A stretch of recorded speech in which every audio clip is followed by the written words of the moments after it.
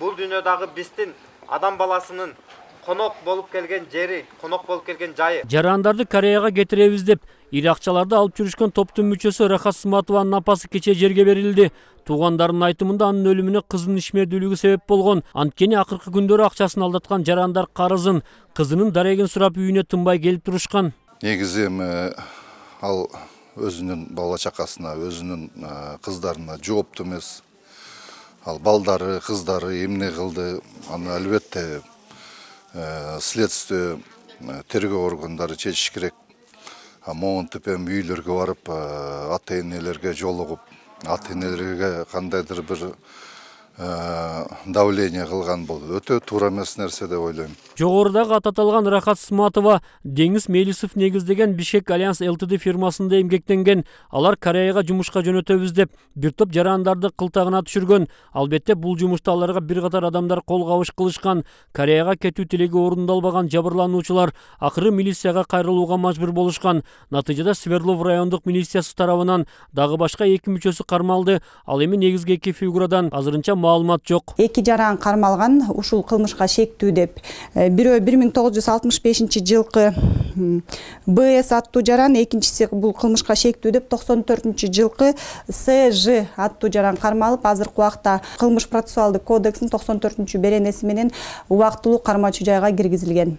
Ушул сыяктуу да фактылар 11 факт боюнча азыркы убакта 11 факт боюнча иш козголду, бирок дагы тергөө амалдары жүрүп жатат. Аталган фирма Кореяга кетүүнү каалаган жарандардын документтерин каалагандай өзгөртүшкөн. Бул жаатта аларга мамлекеттик каттоо кызматындагылар жардам беришкендигин жабырлануучулар да билдиришүүдө. Бирок бүгүн гана кызматынан четтетилген Тайырбек Сарпашев бул окуяда жабырлануучулар өздөрү да күнөөлүү экендигин айтып, мыйзам бузуу болбогондугун белгилейт. Биринчиден бул кылмыштуу топ жасап атат. Кылмыштуу топко ошол жабыркануучу деп келген адамдар өзү дагы катыштыгы бар.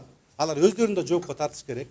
Анткени ара өздөрү Кореянын посольствосун алдаш үчүн алар сговорго кирип атат. Өздөрү документти жасаганга керек. Бул жерде поддельный паспорт жок. Буга жалаң эле жабырлануучу деп жүрбөй, өздөрүн дагы жоопко тартыш керек. Анткени булар сговорго кирип, адамдардын ишенимине кирүү деген бөлүгүндө бар бул. Ал өздөрүндө жумушка тартыш керек. Жоопко тартыш керек. Маалыматтарга караганда Бишкек Альянс ЛТД фирмасы каттоо кызматынын өкүлдөрү менен тыгыз кызматташ болгон. Анткени айрым 1 айлык мөөнөттө бүтө турган документтер 10 мүнөттүн ичинде берилгендигин жабырлангандар да айтышкан. Ошондуктан көптөгөн тагдырларга балта чапкан бул иште каттоо кызматынын да күнөөсү бардыгы айкын боло баштады. Биз сиз аркылуу ажырашпадык беле.